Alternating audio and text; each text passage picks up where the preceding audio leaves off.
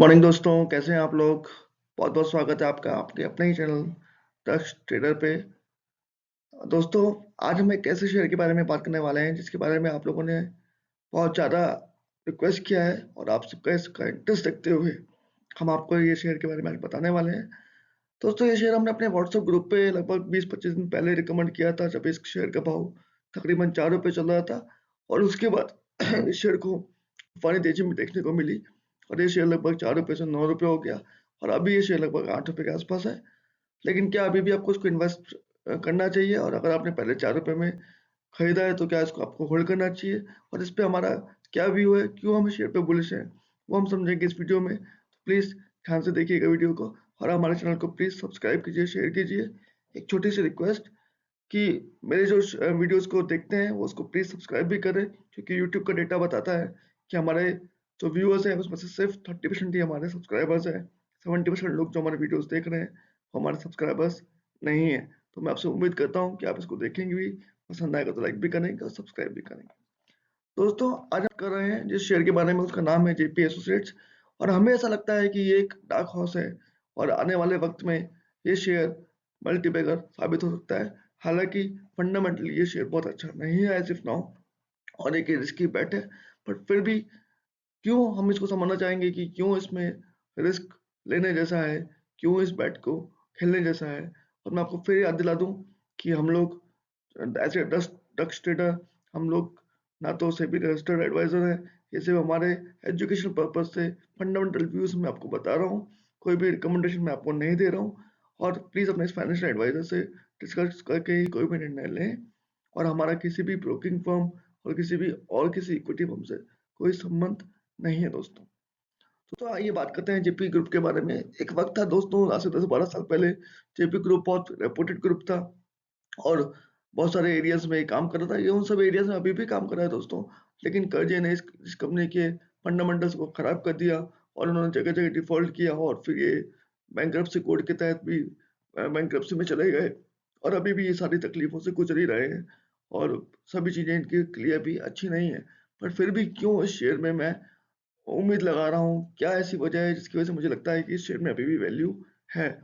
तो दोस्तों, उसका जो मेजर पहले तो बता देते हैं कि जहाँ-जहाँ ये अभी ऑपरेशनल है ये ग्रुप, वो हम समझ लेते हैं। कंस्ट्रक्शन दोस्तों, ये कंपनी से दोस्तों, एक group as a JP group as a whole construction का एक बहुत बड़ा प्लेयर हुआ करता था और आज के दिन में इतने बुरे हालातों में भी ये हिंदुस्तान और नेपाल और भूटान जैसे देशों में लगभग 22 कंस्ट्रक्शन ईपीसी प्रोजेक्ट को हैंडल कर रहा है, एग्जीक्यूट कर रहा है। तो आप समझ सकते हैं कि इतने बुरे हालात में भी ये इनकी ऑर्डर बुक बहुत ज़्यादा खराब हालत में नहीं है। सीमेंट दोस्तों, एक वक्त था जब ये हमारे देश का तीसरा सबसे बड़ा सीमेंट प्लेयर था जेपी ग्रुप। उसके बाद लोन की वजह से, बैंकरप्सी की वजह से, बहुत सारे जो फाइनेंशियल इश्यूज आए, उन्होंने अपने सारे सीमेंट प्लांट्स को, काफ़ी सारे सीमेंट प्लांट्स को दूसरी कंपनीज को बेच दिया। पर आज भी इनके पास 11 मिलियन टन पर एनम की इंस्टॉल्ड कैपेसिटी है और लगभग 4 से 5 मिलियन टन पर एनम का ऑपरेशनल कैपेसिटी है। और लास्ट ईयर में इनका जो सीमेंट का प्रोडक्शन है वो लगभग 4 मिलियन टन के आसपास था। तो आप समझ सकते हैं कि 4 मिलियन टन पर एनम कोई छोटा फिगर नहीं है। तो दोस्तों, मैं ये बताना चाह रहा हूँ कि ये दो ग्रुप खत्म नहीं हुआ है, अभी भी इसमें संभावनाएं बाकी है। ये ग्रुप फर्टिलाइजर में भी है और इसके कुल रेवेन्यू का 23% फर्टिलाइजर से आता है दोस्तों। और आपको पता है कि फर्टिलाइजर भी एक ऐसा सेक्टर है जो लाइमलाइट में है और काफी आगे के प्रोस्पेक्ट्स एग्रीकल्चरल ग्रोथ को देखते हुए काफी पॉजिटिव दिखते हैं। रियल एस्टेट दोस्तों, रियल एस्टेट में ये महारथी ग्रुप था और इसके दिल्ली एनसीआर में काफी सारे टाउनशिप्स हैं और ये उनको आज भी ऑपरेट करता है और उसमें काफी सारे फ्लैट्स उन्होंने बेचे हैं और अभी भी फ्लैट्स बना रहे हैं। हालांकि फाइनेंशियल रीजन से ये काफी सारे फ्लैट्स टाइम पर डिलीवर नहीं कर पा रहे हैं और इनके बहुत सारे प्रोजेक्ट्स को एनबीसीसी को भी ट्रांसफर किया गया है। तो मैं बार बार बताना चाहूँगा कि ये शेयर एक रिस्की बेट है। इंफ्रास्ट्रक्चर दोस्तों, आपको पता है कि एक जो सबसे बड़ा इनका लैंडमार्क और इन्होंने जो अचीव किया था वो था यमुना एक्सप्रेस वे दिल्ली और आगरा के बीच में 145 किलोमीटर के आसपास का ये हाईवे है और ये इतना वेल कंस्ट्रक्टेड है कि इस पे फाइटर जेट भी इस हाईवे पे उतरते हैं तो भी इस हाईवे को कोई नुकसान नहीं होता है। तो ये मैं बताना चाह रहा था कि इस कंपनी का एजुकेशन क्वालिटी काफ़ी अच्छा है।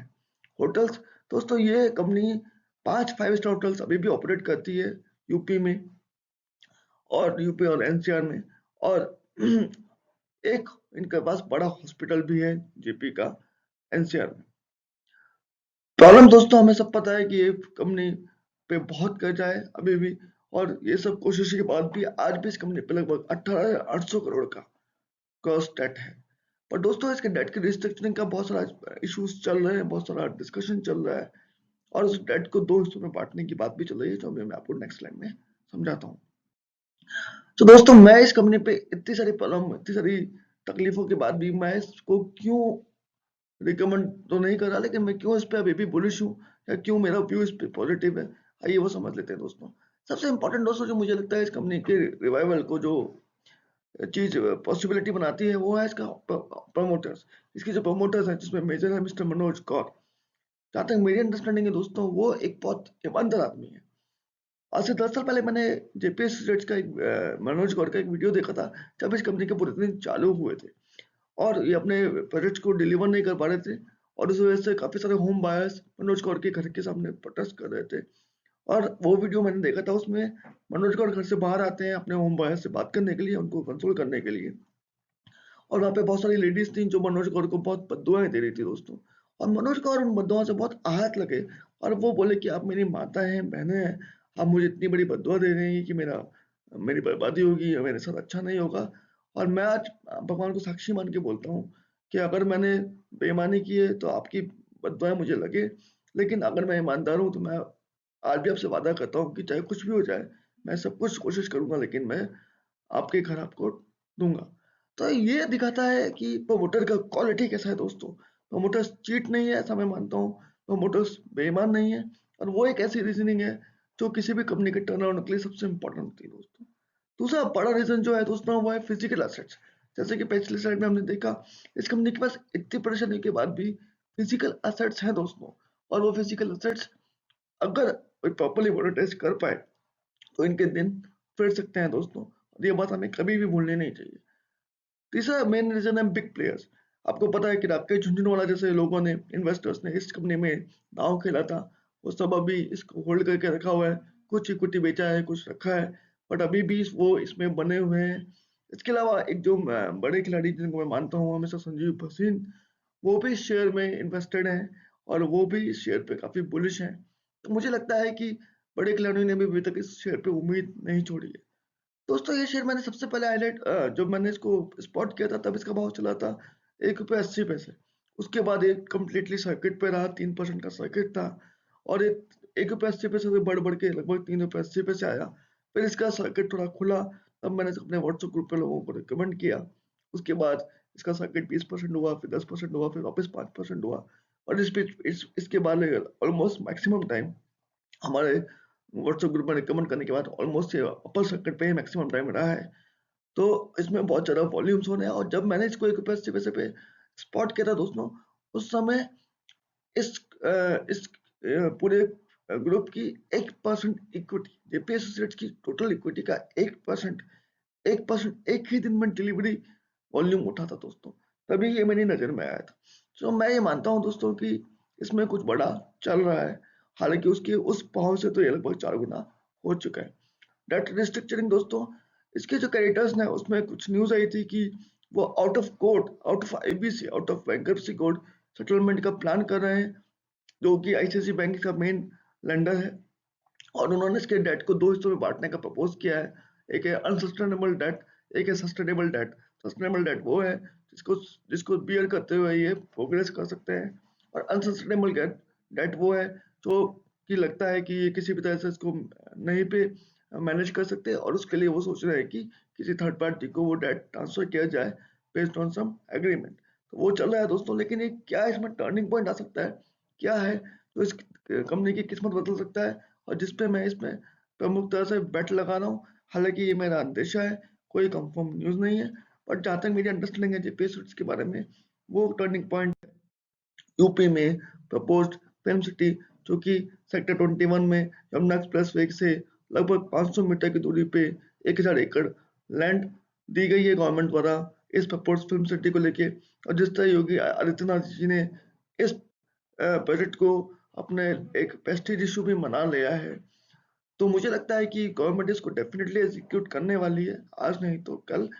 और दोस्तों, यमुना एक्सप्रेसवे के आसपास का बहुत सारी लैंड्स जिसका जिसका लीज राइट्स जेपी के पास है, और जेपी का बहुत प्लान था कि हम इस एरिया को कमर्शियली डेवलप करेंगे। हालांकि इनकी जो भी परेशानियां हुई, उसकी वजह से ये इस एरिया को डेवलप नहीं कर पाए और ये बाद में परेशानियों में फंसते गए। लेकिन अगर ये फिल्म सिटी इस एरिया में आ गई और ये प्रोजेक्ट एग्जीक्यूट हो गया, तो बहुत पॉसिबिलिटीज है कि जेपी के जो पुराने सपने थे उनको शायद एक नए पंख मिले। मैं इस पे कोई भी बेट, ये जस्ट मेरा एक क्या कहते हैं, गट फीलिंग आप इसे कह सकते हैं, ये मेरी गट फीलिंग है। बट अगर ऐसा कुछ होता है तो हो सकता है कि जेपी के दिन फिर सके। और जब भी हम किसी पेनी स्टॉक को बेट करते हैं, तो हमें उन पॉसिबिलिटीज की ही बात सोचनी पड़ती है जो इस कंपनी के दिन फेर सकती है। और पेनी स्टॉक है, हाई रिस्क है, तो आपका रिस्क आपको अच्छे से पता है। तो दोस्तों, अगर आपको मेरी बातों में कुछ लगता है और आप ऐसा सोचते हैं कि इसमें इन्वेस्ट किया जा सकता है, तो मैं आपको यही कहूंगा कि मैंने ये भी सोचा है कि इसमें आपको कैसे इन्वेस्ट करना चाहिए। क्योंकि जब मैंने 4 रुपए में अपने व्हाट्सएप ग्रुप में इसको रिकमेंड किया था, तब मैंने उनको कहा था कि अगर क्षमा कीजिएगा, कि अगर ये शेयर डबल हो जाता है तो आप अपना आधा होल्डिंग बेच दीजिए, अपनी कैपिटल को सेव कर लीजिए, और फिर आपका ये रिस्क फ्री इन्वेस्टमेंट है। फिर ये चाहे कंपनी डूबे या 10 गुना हुए, आपका प्रॉफिट ही प्रॉफिट है, लॉस तो कुछ नहीं है। और मैं मानता हूँ कि जब भी आप किसी रिस्की एसेट में इन्वेस्ट करते हैं, तो ये स्ट्रेटेजी आपको डेफिनेटली यूज करनी चाहिए, ऐसा मेरा मानना है। पर अगर आप मेरे व्हाट्सएप ग्रुप में नहीं है, या आपने अभी तक इस शेयर में इन्वेस्ट नहीं किया है, और अब आप सोच रहे हो, तो भी मैं मानूंगा कि जो भी आप इन्वेस्ट करने का प्लान कर रहे हैं, उसका 50% आप करंट मार्केट प्राइस पे भी लगा सकते हैं, जो 8 रुपए के आसपास है, और फिर होल्ड कीजिए। अगर ये शेयर आगे जाता है तो आपको फायदा है, अगर ये शेयर किसी भी रीजन से करेक्ट होता है और 6 रुपए के आसपास आता है, तो बाकी का 25% लगाइए। फिर 4 रुपए के आसपास आए तो और 25% लगाइए, और 2 रुपए का स्टॉप लॉस लगा के आप इसको रख सकते हैं लंबे समय के लिए। अगले 3 से 5 साल के लिए इसको रखिए दोस्तों। मेरा मानना है कि ये 15, 20, 25 रुपए के भाव भी आने वाले 3 से 5 साल में दिखा सकता है। और अगर ये 25 रुपए के ऊपर निकल गया, तो एक नई ही टेरिटरी में चला जाएगा। तो अभी तो मैं 25 रुपए से ऊपर की तेजी की बात नहीं कर रहा हूँ, क्योंकि क्या डेवलप होगा, कैसे होगा, वो मुझे अभी पता नहीं। लेकिन इसमें पोटेंशियल मुझे दिख रहा है। ये एक high risk high return idea है दोस्तों। और मैं आपको बता दूं, हम कोई सेबी रजिस्टर्ड नहीं है, और ये सिर्फ मेरा व्यू है जो मैंने एजुकेशन पर्पस आपसे शेयर किया है। तो जो भी डिसीजन लें अपने फाइनेंशियल एडवाइजर से एंड एडवाइस लेके करें प्लीज। और हमारा किसी भी इक्विटी फर्म, ब्रोकर फर्म और किसी से कोई संबंध नहीं है। ये चैनल सिर्फ एजुकेशन पर्पस से हमने स्टार्ट किया हुआ है दोस्तों। तो दोस्तों, मैं आपसे एक बार फिर रिक्वेस्ट करूंगा कि आपको अगर मेरा वीडियो अच्छा लगा हो तो उसको लाइक और शेयर करें, और प्लीज प्लीज प्लीज दोस्तों, हमारे चैनल को सब्सक्राइब करें। आने वाले वक्त में हम एक नई सीरीज चलाने का बात सोच रहे हैं दोस्तों, जिसका नाम हमने रखा है लर्न टू अर्न, जिसमें हम बहुत सारे कॉन्सेप्ट जो इक्विटी से रिलेटेड है, share market related, technicals, option chain, बहुत सारी चीजों को हम प्लान कर रहे हैं, जिसपे हम समय समय पर वीडियोस आपके सामने लाते रहेंगे। दोस्तों, वीडियो को देखने के लिए और हमारा साथ देने के लिए शुक्रिया। मैं हूं आपका अपना दक्ष ट्रेडर। गुड बाय दोस्तों।